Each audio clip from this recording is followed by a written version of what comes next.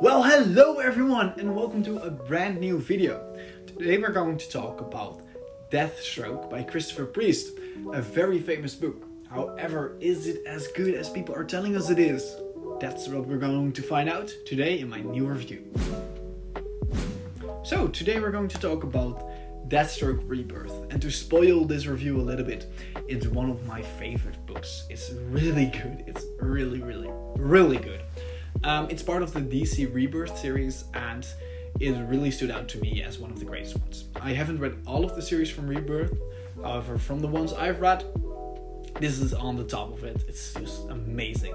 However, what makes it amazing? That's what we're going to talk about in this video, and we're going to start out with the art. So, the art is done by a lot of people because it's a very long series, so sometimes someone needs to jump in. However, it's mainly done by Carlo Parculayan, and I'm sorry that I butchered his name. However, he is a really good artist, and he is really good at drawing action scenes. The character design is amazing, and they're just really good. What I also really enjoyed about this story is it jumps around in time a lot, and he made it a lot more easier to you by if they jump backwards or forwards in time. You see a character taking a certain pose, and when we go back in time or forwards in time, then we see the character taking the same pose for us to easily understand, oh, this is a flash forward or a flash back with the same character, which is aesthetically very pleasing, but also really helps you to understand the story, which is not always told chronologically, to help us understand a little bit better.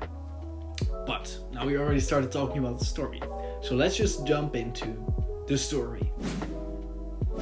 The story is very well written by Christopher Priest, and it tells us an amazing story about who Deathstroke is, and it also discusses it a little bit. Is he a good guy or a bad guy? I don't want to spoil the story for you too much, because I really want to urge you to buy it and to experience it for yourself. However, I am going to talk about a few interesting things this book has to just give you a lot of information about it. Because this book does some things a little bit different from most other comic books, and that's a very good thing. However, what does it do different, you might ask? Well, to start off, this book really takes place in a comic book universe. And you might say, hey, Comic Zone, a lot of comic books takes place in the comic book universe. And yeah, you're right, that's the truth. However, it isn't always thematically. And I'm saying that mainly because if you look at, for example, the DC universe, it has been invaded by aliens a lot of times. It has also been taken over by certain superheroes. Evil clones are popping up everywhere, and those kind of things, which is all fine. However, if we're looking at, for example, the Batman book, we're still talking about a normal city where people don't always believe in magic or aliens. Well, there's a lot of proof about that in the rest of the world.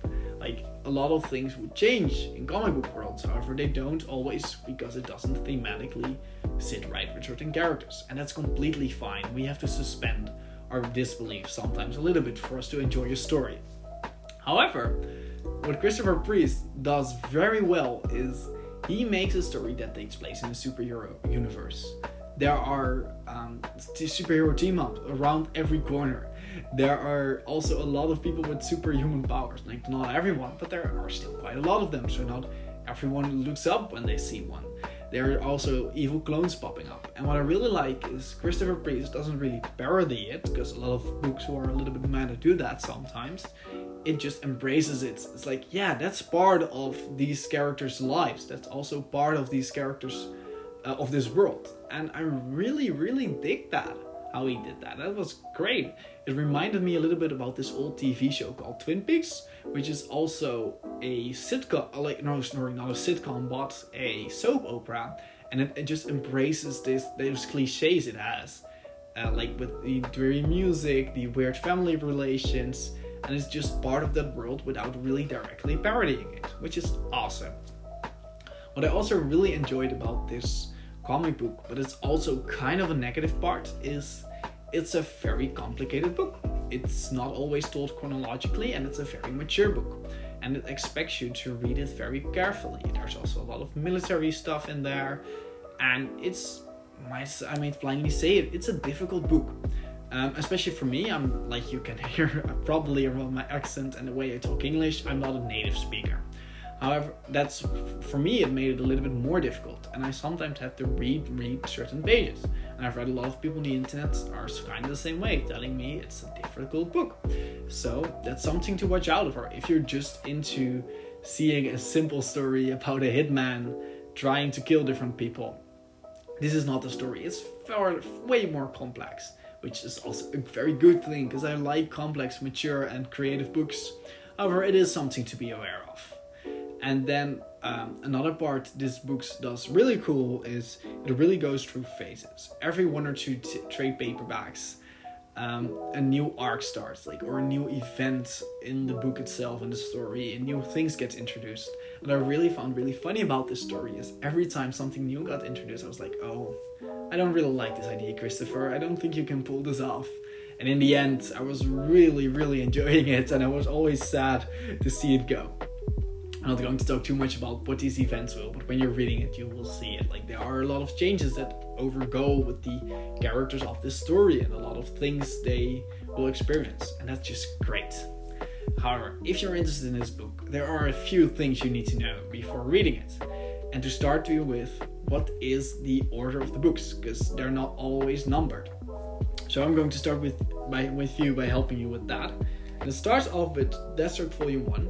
And that's The Professional. Then we have volume number 2, which is The Gospel of Slade. Then we have volume 3, Twilight. Then I was almost going to make a mistake there. Then the first Teen Titans crossover happens. I don't have it physically with me, but what you need to know about these crossovers, because there are 2 of them in this run, they are essential to the story. However, you don't really need to read them because they are thematically a little bit different. However, they are very important to this run. So what I would recommend is if you're like the Teen Titans, or if you're even remotely interested in them, just buy them and read them. They're cool, they're fun stories. If you're not, just read a Wikipedia article or watch a YouTube video explaining it to you, because they are extremely important to the story, and the later on issues really expect you to know what happened in those previous stories. However, then we have Deathstroke Defiance, Deathstroke, The Fall of Slade, Batman vs. Deathstroke. And Batman vs. Deathstroke is the first book that is not numbered. So if you don't know where to go from The Fall of Slade, it's Batman vs. Deathstroke. Then we go over to Batman Arkham, and Batman Arkham is also not numbered. Why they stopped numbering them, I don't know. Then we have the second crossover with the Teen Titans, which is Teen Titans Deathstroke The Terminus Agenda. And then we have the final book, which is Deathstroke R.I.P. Is this a spoiler, yes or no? I'm not going to tell you. You have to find that out yourself. Also, a second thing which is really important is this book is an extremely nice book to start off for beginners, even though it's a little bit difficult. It doesn't expect you to know too much about the DC universe. However, there are a few things you need to know, because otherwise the book is already very complicated on itself. So just knowing this beforehand will make it a lot more easier. To start off, the Deathstroke family, quote unquote, consists of a few people. We start off with Slade Wilson, which is Deathstroke, and he used to be a soldier. However, there were some experiments on him which made him a superhuman. He can't fly or anything. He just is a lot smarter than an average human. He is a lot stronger and a lot faster. When he was done in the army, he stole. That's also part of the story, so I'm not going to talk too much about that. A very special suit from Dr. Icon, who is also an important person in this story, and which will enhance his abilities even more. So he got even stronger, and he just became a hitman. So he kills people for money. That's him. Then we also have his wife, or his ex-wife right now, and that's Aileen. Aileen is a very cool character, and more of her story is all in the books, so I'm not going to talk too much about her. Just know that's his ex-wife and also the mother of his children. Not all of his children, but most of them. Then we have his 2 sons, and those are Joey and Grant. Grant is that's his oldest son, And Grant and Joey both really did not like their fathers, because his father, even though he is a very complicated man, and this really shows that some people who are good people, even though Slade isn't really always a good person, however maybe a mediocre person, aren't always great dads. He was a terrible dad, and the same also kind of goes for Aileen. She was not a good mother. They both gave the wrong attention to their children, and also if they gave attention, it was very little. So especially Joey and Grant, they dislike their father a lot. Grant went into the shoes of his father and also wanted to become a villain, and this happened a long time ago in comic books and also just in real life history. I think this story happened around the 80s or the 90s. And he also became a villain, and he was and it became his death. He did not survive this, and Slade feels quite a bit. He feels that kind of is his responsibility. We also have Joey, and Joey has a few superhuman abilities, but he was also attacked when he was a child, and that's why he lost his voice. How he lost his voice is also more talked about in this book. However, just know he lost his voice. He is also a superhero, like I said earlier. He has a few abilities. What these abilities are, you can all read in the books. But he has also used to have a relationship with the Dr. Icon. That's the guy I mentioned earlier who made the suit Deathstroke uses. And then finally we have Rose. And Rose is the bastard child of Deathstroke, and he got her with a I think she was Tunisian whore, but I'm sorry if I'm not correct on that one, then I will put it right here. And she became also not really a killer, but a anti-hitman. So she stops hitmans, and her story is also really cool and really fun.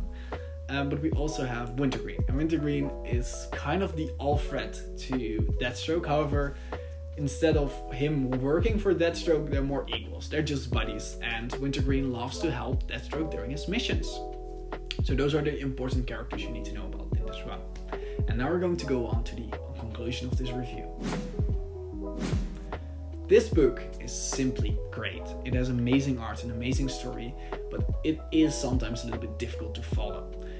I hope the characters I talked about earlier might help you a little bit about that. However, that is, in my opinion, the biggest negative part about this story is it is sometimes very difficult to follow, so you need to reread certain pages. But if you're fine with that, then it's a great book.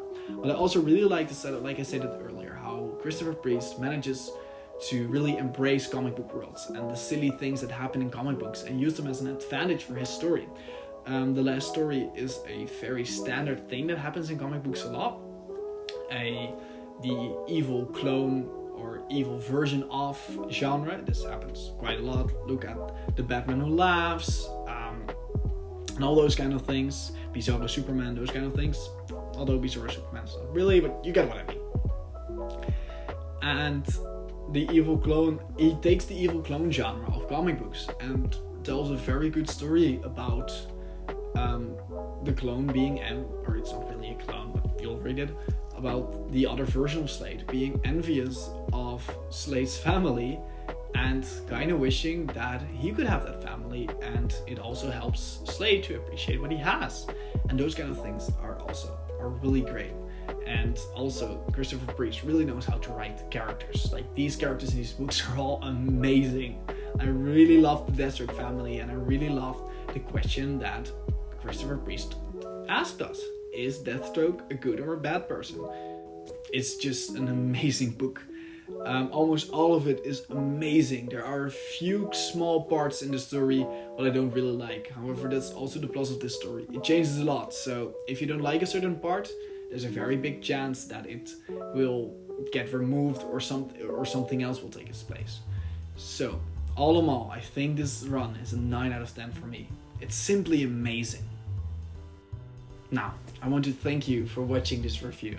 I hope you're liking the content I am putting on this channel, and I really want to ask you, if you like this video, like it and subscribe. However, what I find way more important is I really love to talking with other people in the internet about comic books. So, what did you think about this run? What did you like or dislike about it? Let me know in the comments, because I would love to discuss with you about this. Also, it would really also help me out to share this video with your comic book friends, because I like doing this, and I like people listening to my talking a bit. Oh, that sounds very egotistically. Alright, I hope you get what I mean. Again, I really appreciate you guys watching, and see you on the next one. This is me, Comic Zone, signing out. Bye.